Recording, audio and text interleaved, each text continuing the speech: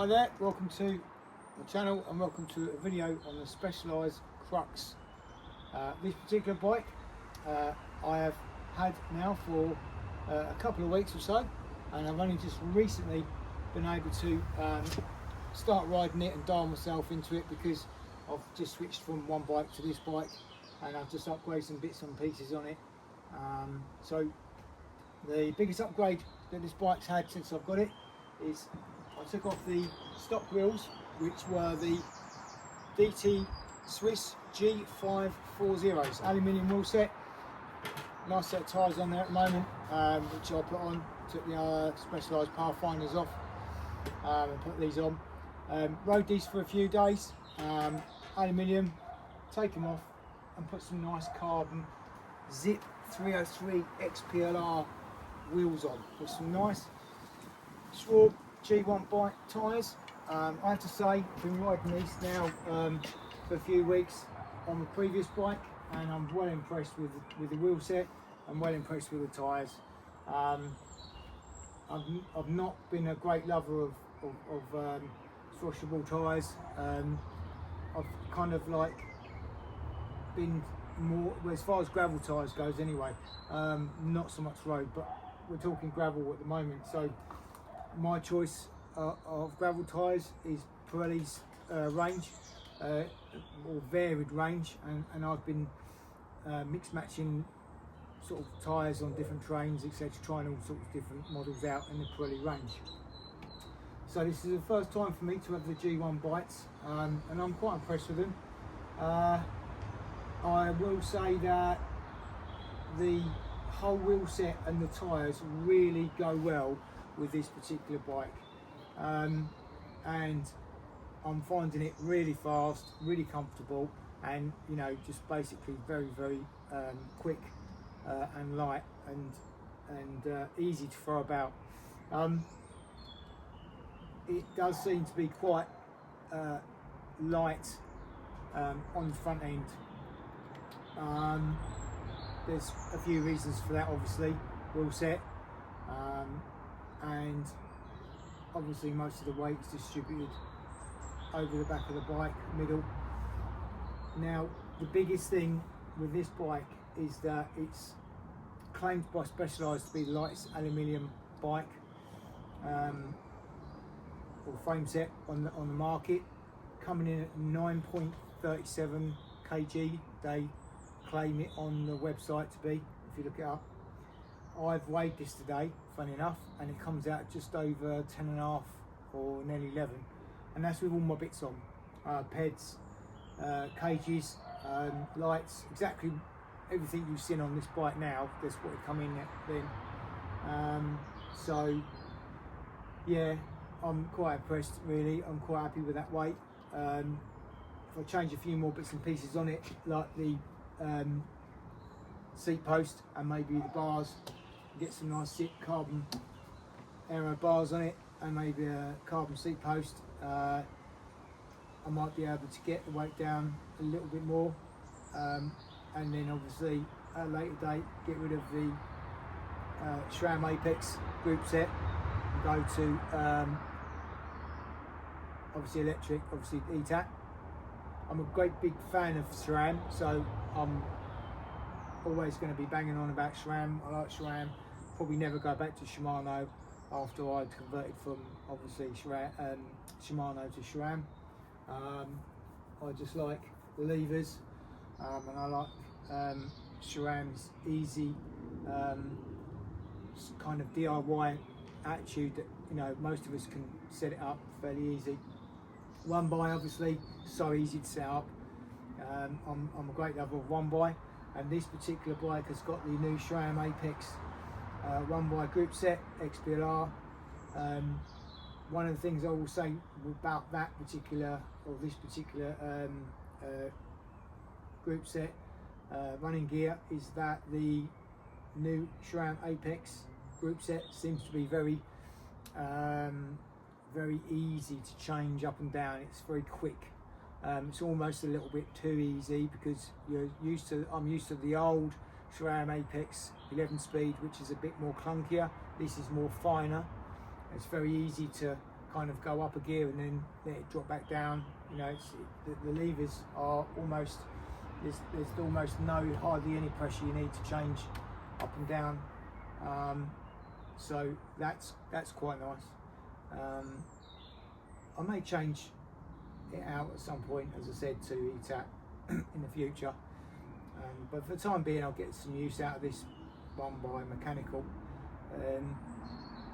The 11-speed free-up body, which is on this wheel set, the 12-speed cassette that's there in front of you slipped straight onto the 11-speed free-up body, so I didn't have to change the free-up body out to like an XDR. That was quite nice that that's compatible with 11-speed free-up bodies. So that was nice. Yeah, everything pretty much went on as far as the wheels goes, and etc. and the discs, and I didn't really have to change a lot, really, to be fair. I had to do a very small, minute bit of tuning to the higher gears, so your smallest cog. Other than that was all fine. As I said, I find it quite light up the front. It's very quick. It's amazingly quick, and it's a lovely bike to ride. Considering it's aluminium frame, and it's supposed to be the lightest aluminium frame on the market. Specialised seem to have this thing, don't they? When you look at the SL8, stating that that's one of the quickest bike, or if not the quickest bike, road bike. And then obviously you've got the aluminium frame coming by Specialised, saying that it's the lightest frame. So yeah, I mean, obviously this is just a literary review on what my thoughts on this particular bike, and I'm no absolute expert. I'm just you know, someone that's got a bit of knowledge about bits and pieces and that, and just wants to do a review and give you an insight before you if you're thinking about purchasing one. If you are, I would say go for it, because you will not be disappointed in the aluminium frame. Yeah, it's different. It rides different to the carbon. If I had a bit more money at the time, I probably would have gone carbon. But for me, for work, you know, for work, commuting, mucking about on maybe some real harsh gravel events coming up soon, this will be the bike I'll be taking, rather than my Cervelo Espero, which is carbon. So yeah, I've swapped the wheels over to this one. I'm going to be using this bike now for the foreseeable future. I'm so impressed with it. As I said, SRAM Apex SLR group set running gear is really nice, and can't fault that at all. Obviously, it comes with the stock wheels, DT Swiss G4. Let's have a look. So we've got the DT Swiss. We're talking about DT Swiss G540s. Okay, so they're aluminium. They come with them. They're nice wheel set. I'll keep them for the winter.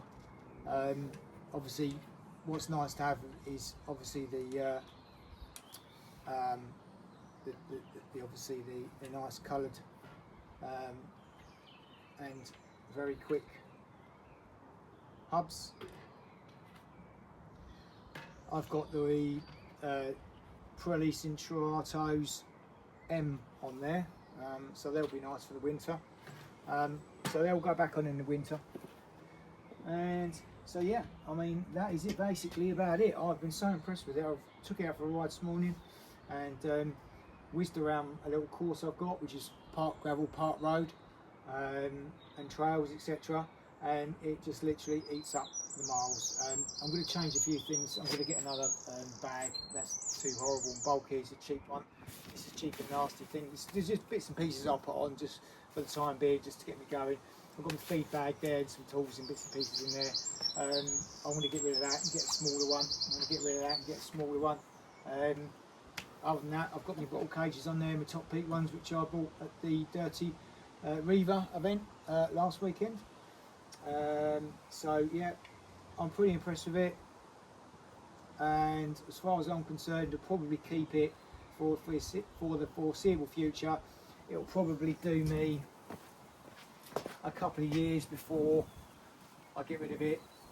At the moment, this is going to stay in my stable with the Cervelo for a while. I don't have no intentions of getting rid of it for the moment. The only thing I will say is underneath here there are some, and I can't show you because of the camera, there are some kind of quite big holes. Now what that's for I don't know. I'm going to speak to the bike shop about that, because there is a couple of slits almost there that you can almost put your finger in, and I'm not sure if that's drainage for water when you're washing or something like that. I'm not sure. Or maybe, I don't know. I'm going to speak to the shop and find out, because I do worry about the dirt and the condensation water and everything, debris from the road, especially gravel flying up inside that, maybe just causing problems to the bottom bracket, servicing that again, obviously, you know, kind of like not having such a long life on the bottom bracket. So I don't know, but we'll go and have a look into that, have a chat with the bike shop. Bought from Cycles UK. I like Cycles UK. The guys there are brilliant. They know a lot about what they're doing and what they're selling, their products. Can't fault them. Obviously I do a lot of my mechanics, but if I can't struggle with something and I just literally haven't got time, I will literally just chuck it in there and say, guys, you know, they're more than happy to do that. I can't do wheel treeing. I've never really had a go at wheel treeing. Not really interested in wheel treeing. And the machine and the stuff, tools to do it is expensive. Other than that, most stuff I do. I think you learn most of it when you're out on the road, because most of the stuff that you're going to need to do, you may need to do out on the road, like fine tuning bits and pieces like that, especially when you're running mechanical. Maybe not so much when you're running something like ETAP. But yeah, okay, so that's it for now. If you're looking at the Specialised crux, go and get yourself one. Brilliant bike, can't fault it, and at the moment it's my one bike. Right, until then, see you again.